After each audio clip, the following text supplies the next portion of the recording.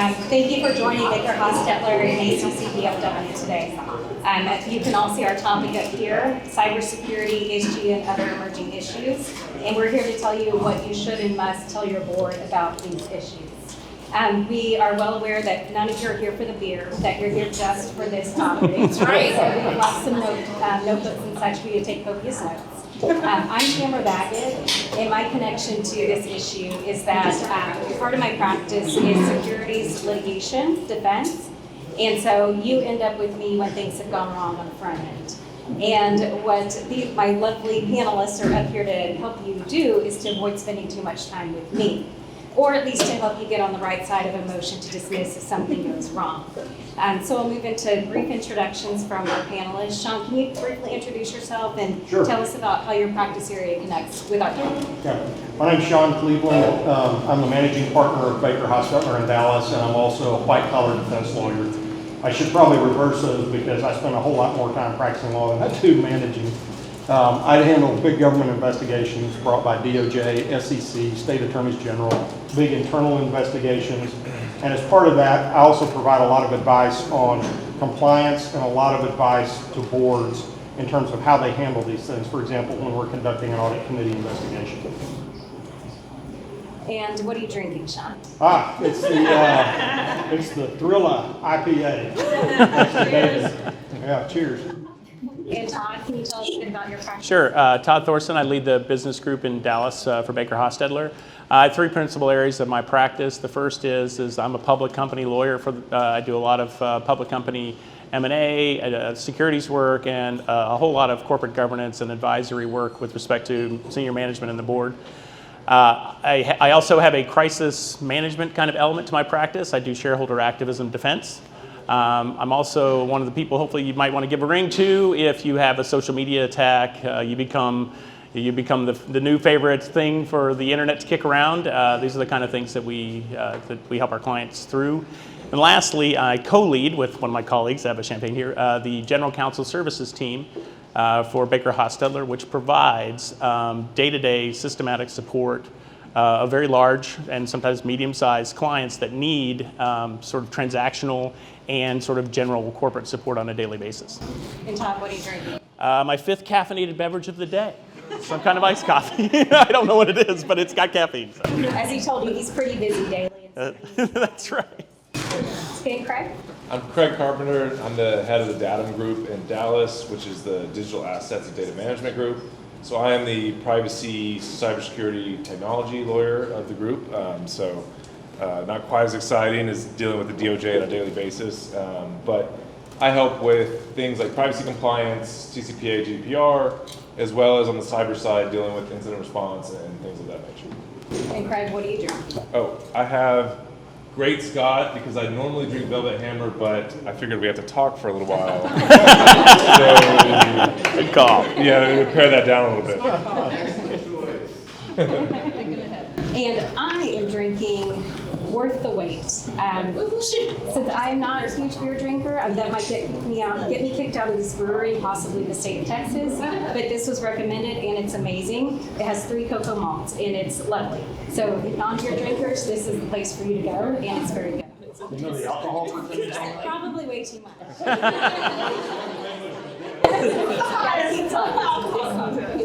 Just for public knowledge, I'm way more fun than I'm drunk, so you may want me to.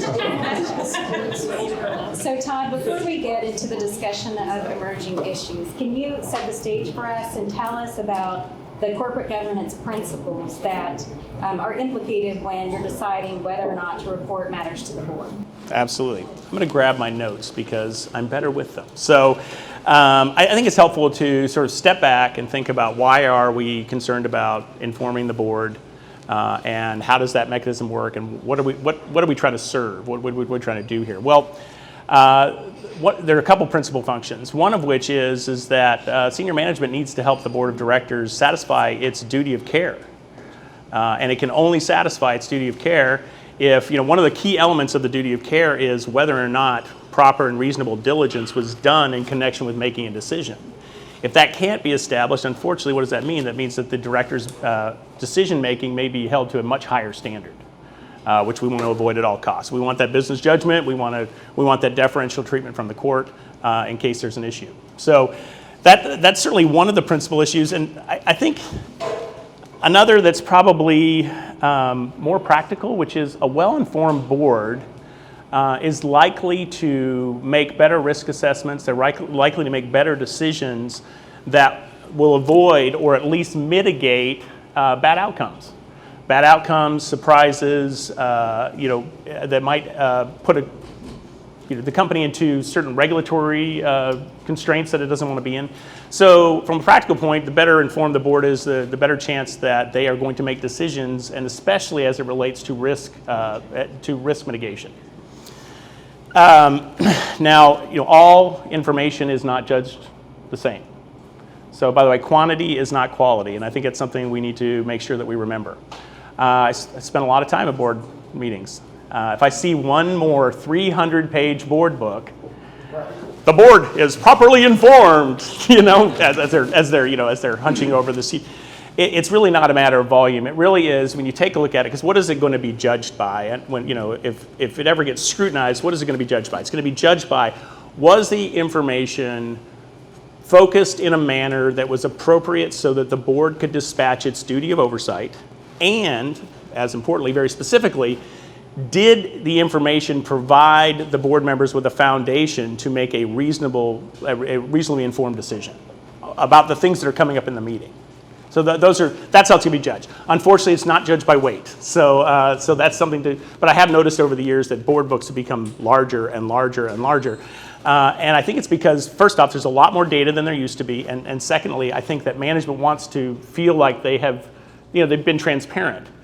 Well, I'm not a litigator, I'm a transactional lawyer, but I can imagine as a litigator, when 75 boxes show up, in discovery, they're not being transparent.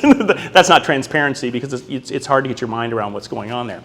As a practical matter, Todd, too, I'll just note, for those of us that have tried breach of fiduciary duty cases, I've tried those, or in my case, criminal cases, one of the things you'll find, and that some of you know about those big board books, is that the board members will very likely be cross-examined in mind-numbing, painful detail on everything in there. They're, of course, charged with knowledge of it or with negligence or worse in not seeing it. So it's another reason to really think about what's in those board materials and inform them appropriately, but not in that stack like Todd's referring to. And there is one last point. When you get a books and records demand from a shareholder that's unhappy with you, for one reason or another, and they use the statutory devices in either Texas or Delaware and the like, it's really hard to decide, and you have to fight a lot about whether or not that 300-page board book is the kind of thing that the shareholder is entitled to get.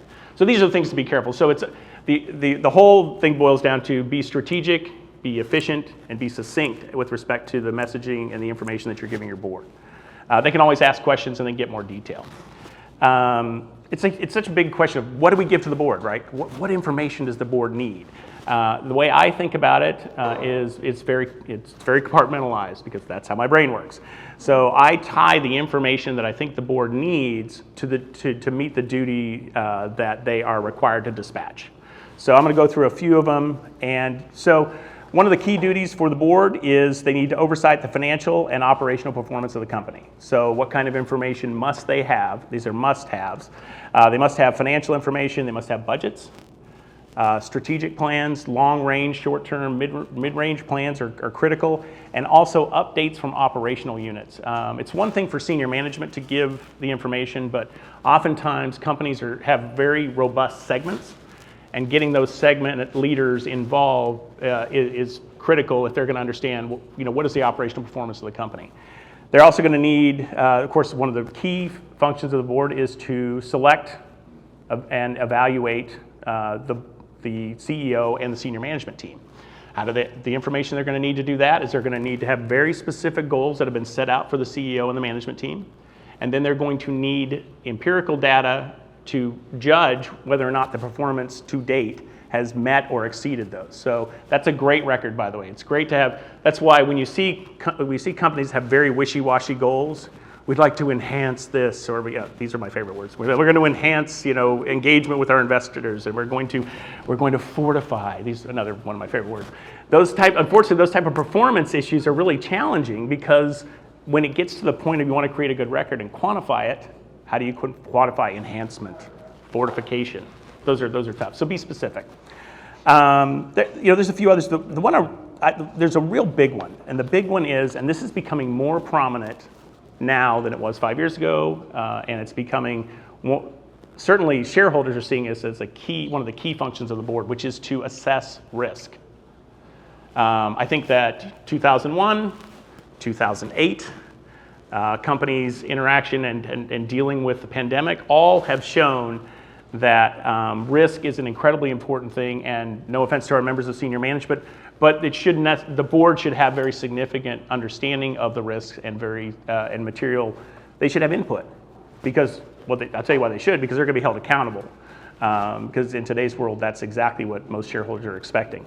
So what kind of information are they going to need to meet their risk assessment? They're going to need operational constraints information. What does that mean? It means, do we have a significant supply chain problem? Not that ever occurs, but let's pretend that there's a world where supply chain problems occur. Have we lost customers? Are we having employee relations issues that are going to be a problem for what we're producing or the services we're providing? That's critical information for them to understand what the risks of the company are from an operational standpoint. Regulatory compliance is important. This one's becoming more important as well, which is reputational risk. So you look at that in the sense of, have we had some bad press? I think it's helpful to have a little bit of opposition type of analysis with respect to your company. I think it's helpful for the board to know these are the 7 stories that came out about our company that didn't cast us in the best light. Or we are all of a sudden a hashtag on Twitter and it ain't a great thing. We're not really enjoying that experience very much. The last piece, though, is when it comes to risk assessment, is the emerging risks. And it's incumbent upon the lawyers and the senior management in an organization to make sure that the board understands there are things on the horizon that maybe were important, have become much more important, or that they are showing themselves now as being sort of dominant from an enforcement standpoint. And that is where we get to, in our case, cybersecurity and ESG compliance. And I'll certainly turn it over, but so that's where it fits into the information that the board should have. So Craig, one of the emerging issues that Todd mentioned was cybersecurity. We've seen some recent press on cybersecurity. Can you tell us about reporting in this area and what's in the pipeline or coming down the pipe? Yeah, so if we would have held this a couple months ago, I might have been able to be on that side instead of over here. Yeah, what happened? Because this became a big topic again recently, because a couple weeks ago, actually, the SEC had these proposed rules about cyber disclosures. And so while it wasn't necessarily any new information, it did sort of highlight this issue again for everyone. And in particular, among other requirements, the proposed regulations would require disclosure about the board's oversight of cybersecurity risk. And so again, this kind of goes back to what Todd was saying of, okay, now all of a sudden, the SEC and the way they do in requiring things is saying, by the way, disclose how your board is informed about cybersecurity. And so kind of the wink, wink, hint, hint, they need these type of disclosures. And so this became a big topic. I think it was like 2 weeks ago or something, because it's still open for public comment. But that's the big requirement for today is they want to know more about the board's oversight. Some of the other things that popped up is that they want to know about material cyber incidents. These need to be reported within 4 business days of discovery. And so we'll talk about that timing requirement. They want to know about the policies and procedures related to cybersecurity, and they want to know about board members' cybersecurity expertise. And so this again kind of highlighted this issue for a lot of companies, a lot of boards, a lot of attorneys. But what this did really, the cyber disclosures have been around for a while now. This popped up in 2011 with some initial guidance. 2018, it was kind of, the initial guidance was a little bit more confirmed, like, hey guys, we're really serious, we want to know about cyber incidents. And so fast forward to today, and we have these proposed regulations really kind of solidifying the cybersecurity disclosures. So Craig, you mentioned the 4-day requirement. What should companies do to prepare for that? Yeah, that one's interesting. That's I think what's getting a lot of the press from the release of these proposed disclosures, because that's 4 days is a little bit different than what we're used to in the US. I mean, a lot of the breach notification statutes are 30 days, 60 days, whenever you can reasonably get around to it type timelines. And so 4 days is definitely, got everyone's attention. But like I said, the requirement to disclose and to bring the board in on material cyber incidents is not new. Now you're just seeing a little bit of teeth behind it. And so, I think this 4-day requirement, it's a little bit more similar to what they have in Europe under GDPR with the whole 72-hour requirement. But I think that the key takeaway with this is you really can't mess around with your incident response, right? I think that's the highlight. It's hard enough to do, and those of us that have, unfortunately been through incident response and done this live, the first 3 days are usually people pointing fingers at each other trying to figure out what's going on. So, it's hard to really, determine if there was a breach within 4 days, to call your outside counsel, to call your forensics team, and get them in place. I mean, you've just barely done that within 2 to 3 days usually. So, this is a tight turnaround. And again, if you don't mind, I was share also, there's also the risk of the challenge with this is there's already a ton of liability associated with an incident, right? Right.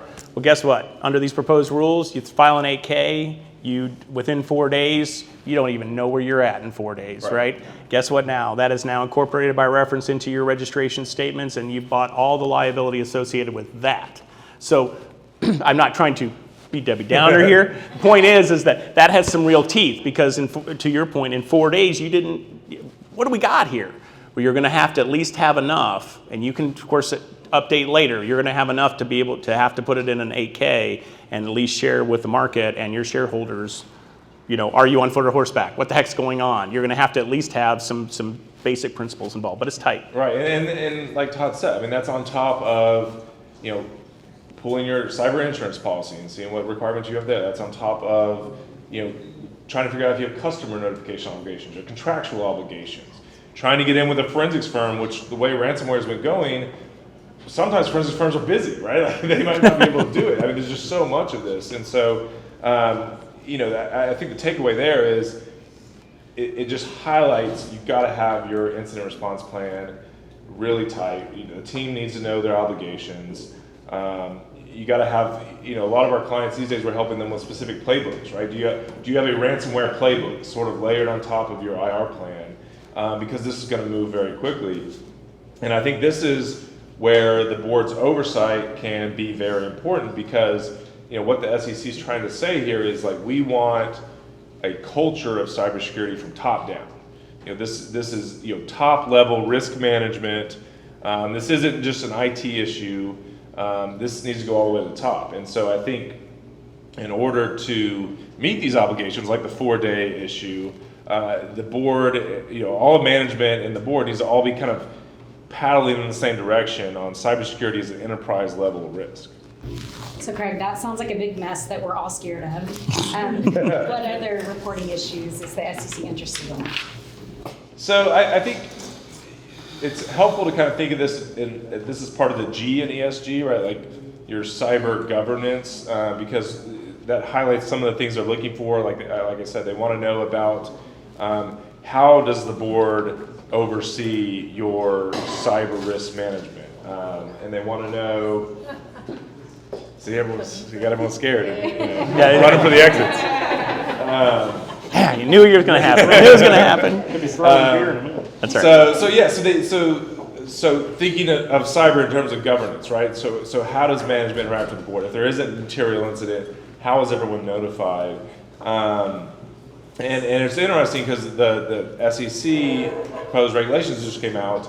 They kind of want specifics, right? Like, so that, everyone needs to be a lot more informed on the actual policies, on the penetration testing you're doing, and maybe even talk to those third-party auditors and forensics firms to really go beyond what the disclosures used to be of, cybersecurity is material that might have Scary stuff, and we've got a policy, right? To really understanding, how are we going to respond to an incident, or is our industry particularly sensitive to ransomware or other types of events? And so I think, treating it like an aspect of governance and making sure you have kind of the top down.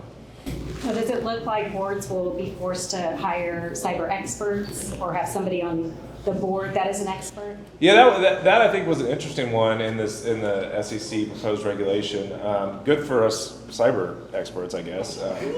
Always find a job, yeah. But I think that's interesting, and we were talking about this, and it's kind of like back in the day with financial experts being on the board.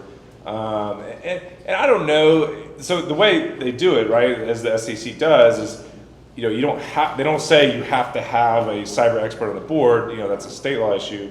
They say, tell us about your cyber expertise on your board, and they're just anticipating that no one wants to say we have zero of that.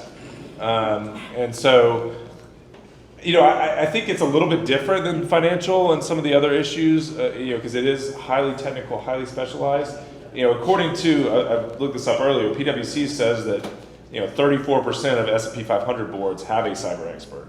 So that's kind of the top of the top, 34%. So it's not super widely adopted. I think there is, based on your particular industry and your particular risk profile, there may be a need for that. But there's also other options, right? There's making sure that management is well informed about cyber issues, and there's maybe kind of upskilling everyone, upskilling the board, upskilling management to make sure okay, none of us are cyber experts, but we've all done training. We've talked to our law firms, we've talked to our forensics firms, we've made them come in and do CLEs and trainings, and so we're sort of growing as a group to become experts in this. Okay, and staying on theme, what should and what must you tell your board about cyber issues? I think because of this, the whole SEC push that came out a couple weeks ago, and because some of the litigation that came out of the big breaches, the Home Depots and Targets and those things, and some of the attempts to hold boards accountable for some of that, I think the key takeaway here is it really needs to be pretty specific and pretty involved. Like we said before, we've moved past the cyber, IT is going to handle it. Maybe we have a CISO that's sort of involved. Cyber needs to be sort of core governance practice. The board and management need to know what the policies say. They need to know where to find them. They need to know who is involved, who's on the IR team. They need to know about what particular cyber incidents are going on right now. What are we especially prone to? What are the ransomware groups that are going around? So it's really kind of a high level of specificity that is maybe a layer that wasn't around before, but it's helpful, right? It's good to know this. It's good as the attorneys to know about this. It's good as the attorneys to know which ransomware groups are active, which ones are in Russia, and kind of have a basic understanding of this area so that you can kind of convey that to management and the board. Okay, Shawn, now moving into the E of ESG, which for those of you who did not do your homework is environmental, but we're sure you all know that. Moving into that area, what can you tell us about emerging issues? So ESG has been a hot topic for a while, but the newest development is that the SEC is now saying, we know a lot of companies are disclosing ESG information. We actually now want some really specific disclosures on the E part of that. On the environmental part. And so they've come out with this new rule. There will be a comment period. It goes through May, but it is going to be promulgated in some form, and likely very similar to the form that it's been proposed.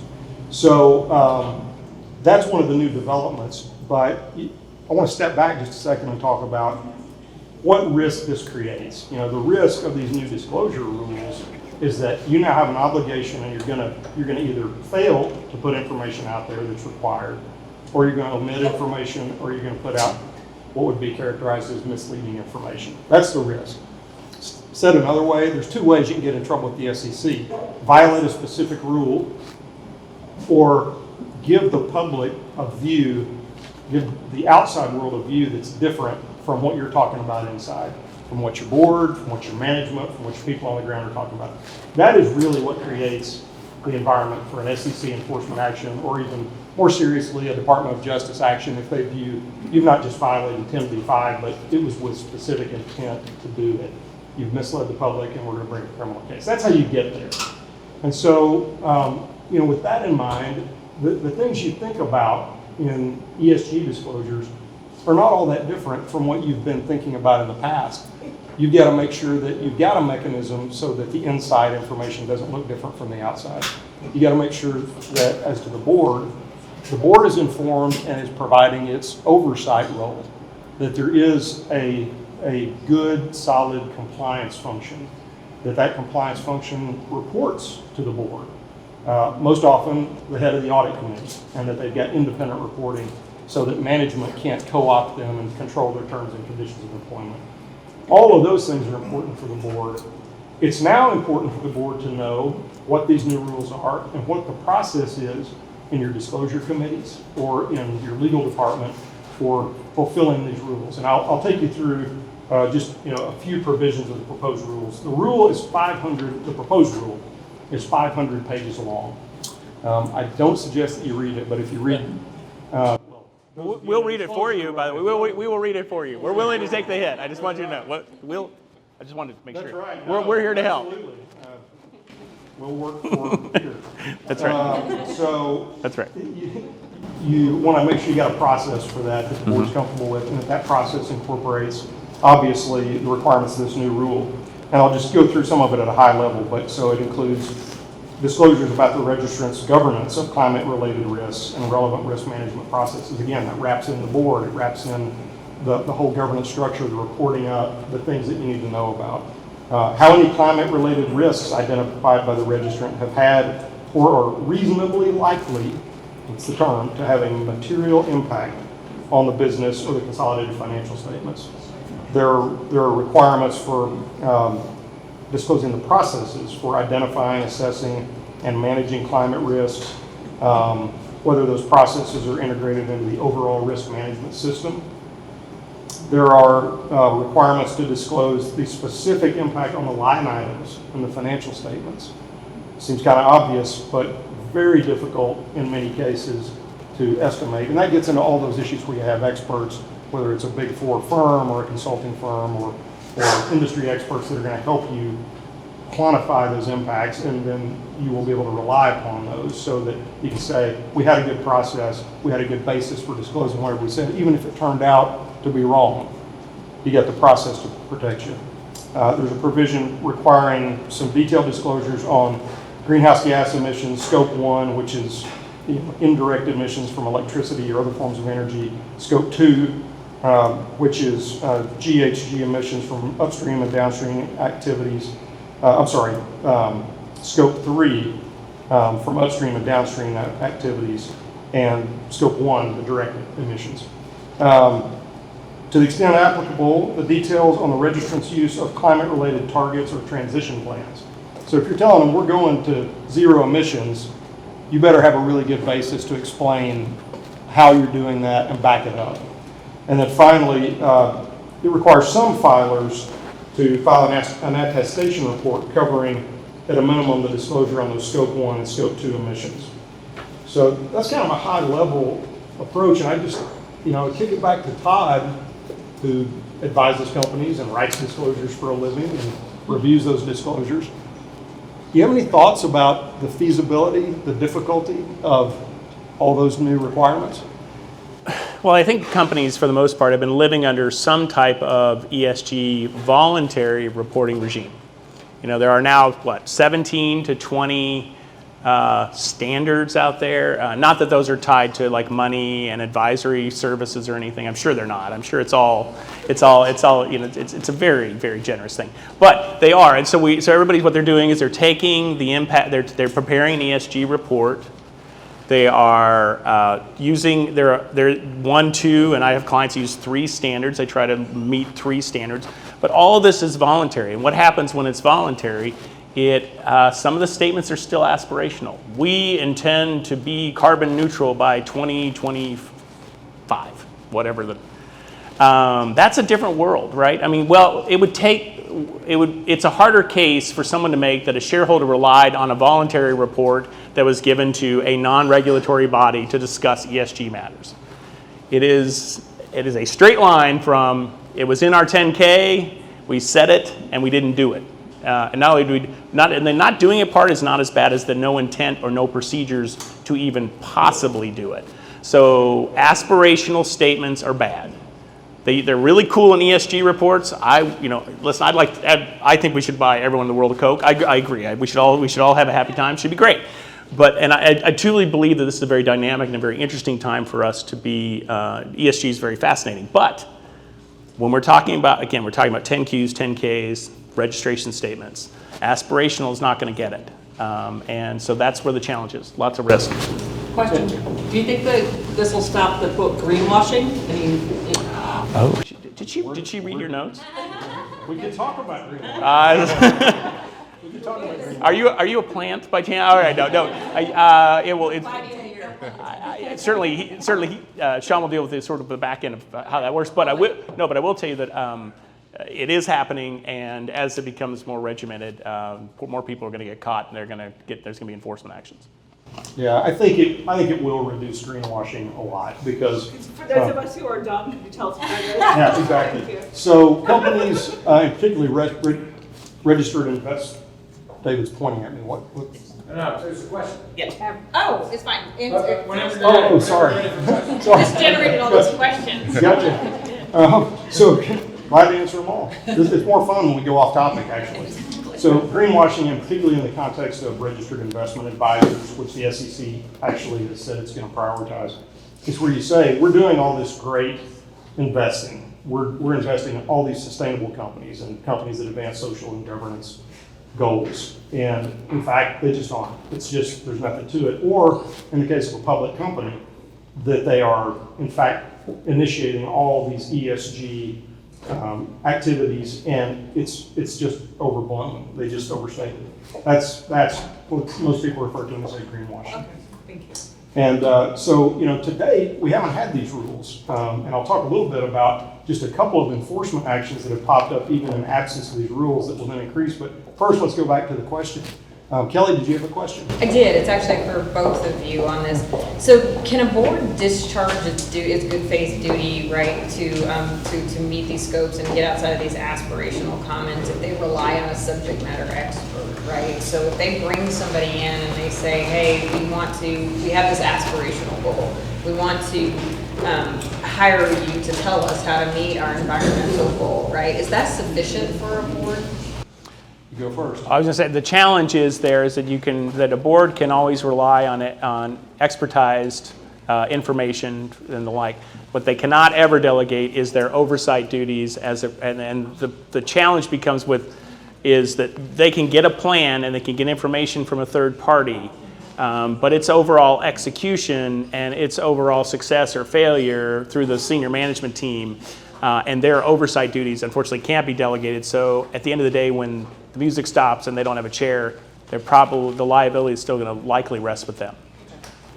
And I would say something completely consistent with that, but add to it. Having when I'm looking at it from an enforcement lens, and actually Todd and I work together on both investigations and on disclosures. We kind of help each other out in terms of, I tell them how the SEC is going to turn this around on them if they disclose it that way.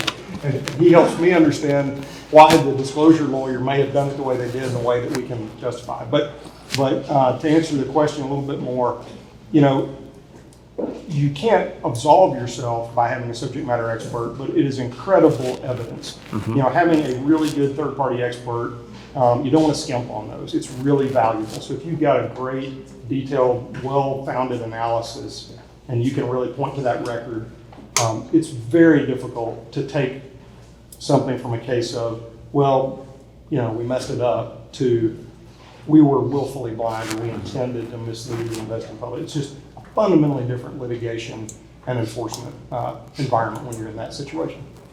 Thank you. So, Shawn, you want to tell us about the 2022 examination priorities? Yeah, just at a high level. So the SEC has basically said one of our top examination priorities is going to be on registered investment advisors. And some of the specifics that they identify is that they will focus on whether the RIAs and registered funds are accurately disclosing their ESG investing approaches and have adopted and implemented policies, procedures, and practices designed to prevent violation of the federal securities laws in connection with ESG-related disclosures. So they're really putting RIAs in the crosshairs. And that stems a little bit from some of the history of the limited but growing enforcement activity against registered investment advisors. So one example that is sort of in this vein is the Deutsche Bank case. You may be familiar with it. Deutsche Bank was in a situation where it already had a deferred prosecution agreement for corruption-related issues. And then what happened was that they had made ESG-related statements disclosing the various investments or the types of investing that they were doing in the ESG area. And so they had a whistleblower then that came in and actually was also talking to the Wall Street Journal, who said, this is just a bunch of greenwashing. There really is no specific quantifiable or significant ESG investing going on here. Now, whether or not that was true, remains to be a subject for further inquiry. But what happened there is that when the Department of Justice saw that this allegation was made, it triggered a reporting provision in the DPA, where the company was required to have reported those kinds of complaints about a potential violation of federal law. So the point here is that this is just one of the vague examples where you're starting to see people really taking a look at violations of federal law because of what you're saying, arguably just puffing about your ESG investing.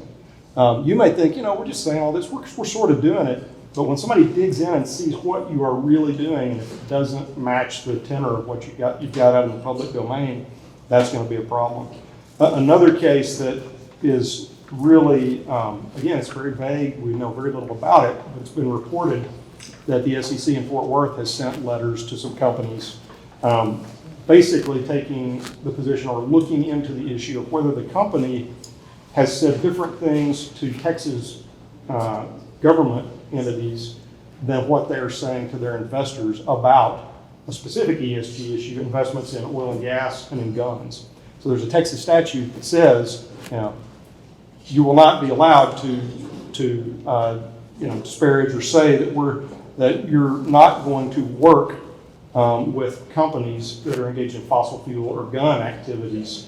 And the allegation of what they're investigating is, are the companies, banks in particular, are they saying one thing to the government about, yes, we're of course not discriminating against oil and guns, because that's really Filling their car with with a rifle in their hand, one thing, Right. You get the idea. I mean, That's right. Yeah, exactly, and that's the issue. They don't want you discriminating against guns and oil. But whether they're telling them, oh no, we're not doing that, and then they're telling on road shows with their ESG investors, oh yeah, we're not touching that stuff. There's no way. So that's just another glimmer of where this may go. Again, you're not going to see a flood of these yet, but once these rules go into effect and people are having to say a lot more about it, I would anticipate it's going to be a more significant issue. Now, Shawn, to close out this section, should and must. It's a really good topic, but when we pose that question, it's because it's unanswerable in large part. I mean, there are easy answers. You must disclose things to the board that in this area, for example, that would constitute a significant violation of law, a significant environmental impact. There are some things that are a little more judgmental, but that you're probably almost always going to want to engage in and inform the board about. If you have particularly executives or groups of people, if there's a culture where you basically see bad action, where you see somebody, winking and nodding or not providing the right information about ESG, or not taking it seriously in a way that's going to get you into a PR or a litigation case. The one analogy is, it's one thing if you got somebody dumping a can of paint in the river. It's another thing if the executives are telling them, yeah, you can dump that can of paint in the river all day long, every day. So it's those kinds of things. Those are the most important ones I would say the board ought to know about, is if you become aware, and if you're in a compliance or legal role, that you've got pockets of the company where you think there's more risk, that really boils it down to what is really important for that board to know. Okay, now it's time for the S&G, and that's me. So when I get into this area, it's going to seem a little bit fuzzier because it is. the reporting regimes are not quite in line, and so it's not really clear what companies, at least in the US, should be reporting at this time. And honestly, it's unclear exactly what should be reported in the EU, but they're a little bit further along than we are. And I will talk about these things together because they overlap somewhat in the review regimes. They don't quite know how to separate them exactly at this point, so I'll talk about them together. And these things are about as non-GAAP as you can get. As I said, there's not much consistency. We just know something's coming. And unlike cyber and unlike environmental, in this area, there's currently no SEC rulemaking.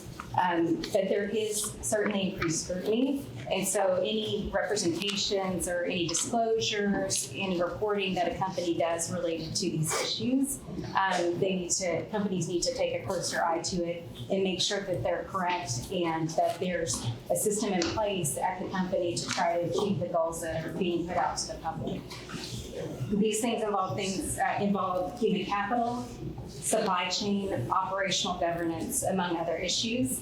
And I won't discuss all of them because there's a lot. And nobody agrees what belongs in these categories necessarily. Now, as lawyers, we talk a lot about keeping you out of court, keeping you out of the eye of regulators, which I know you'll appreciate. But in this area, this goes beyond those considerations. And it's really, it gives a company an opportunity not just to be scared of what's coming, but to look at how this area presents opportunities for the company to get in line with what stakeholders expect and want. Those stakeholders including shareholders, employees, consumers. And that really is a long-term strategy, but put into reporting requirements, which is good for everyone. So looking at a positive lens, that's another way to look at it. So this is pinpointing our opportunities and really putting them out there for the public, but you have to be careful as you start that journey. So this is the practical part. And again, this is a little bit more general just because we don't have any clear rules in this area just yet. Whenever you're starting this, a good thing to do is look at industry leaders, look at your competitors. What are they doing? What are they reporting? What are they monitoring? How are they doing it? What disclosures are they making? And then you can use this information to assess what you're ready to put out there to the public.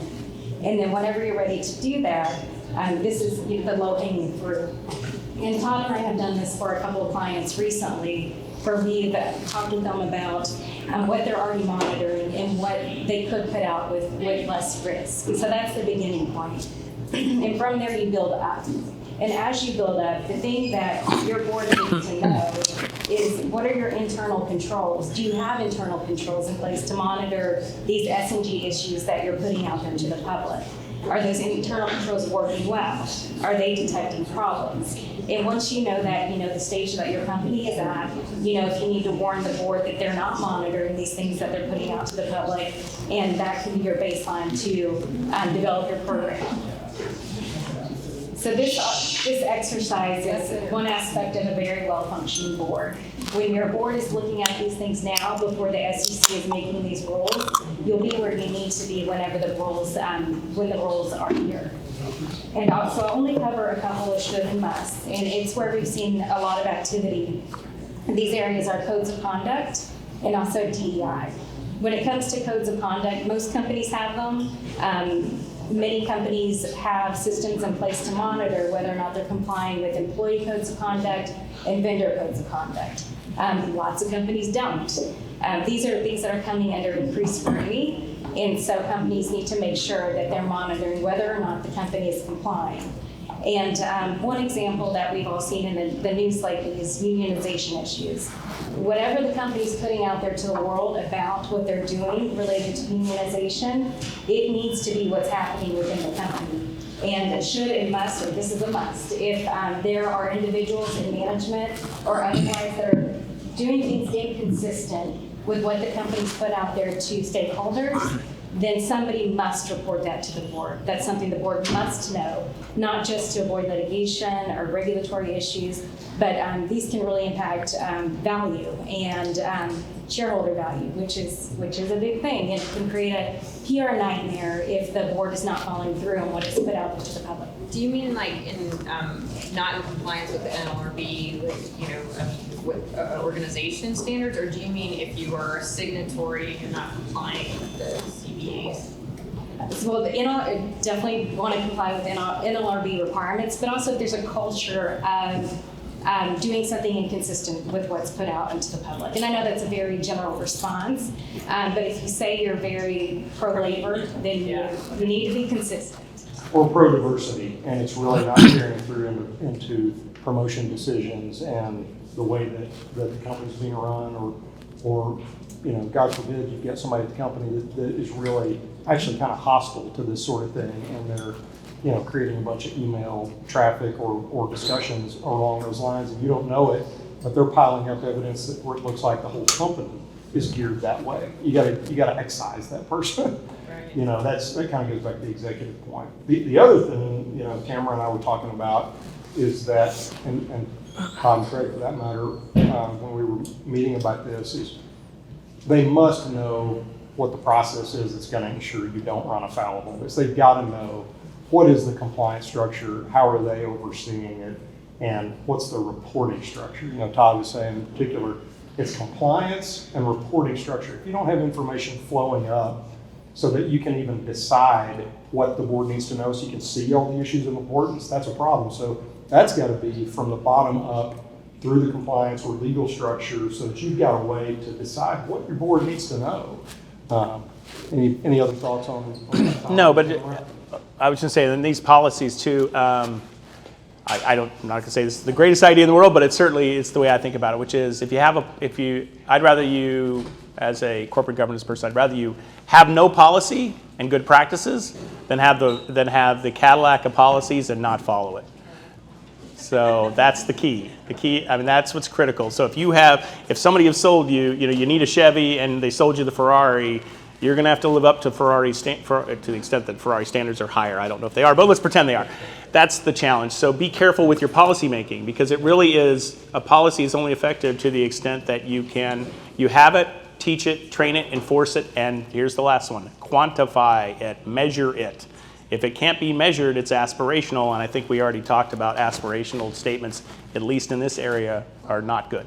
And what Todd's basically quoting from there is the 10 hallmarks of effective compliance programs and the subsequent guidance from DOJ. Yeah. We do a separate presentation. Yes.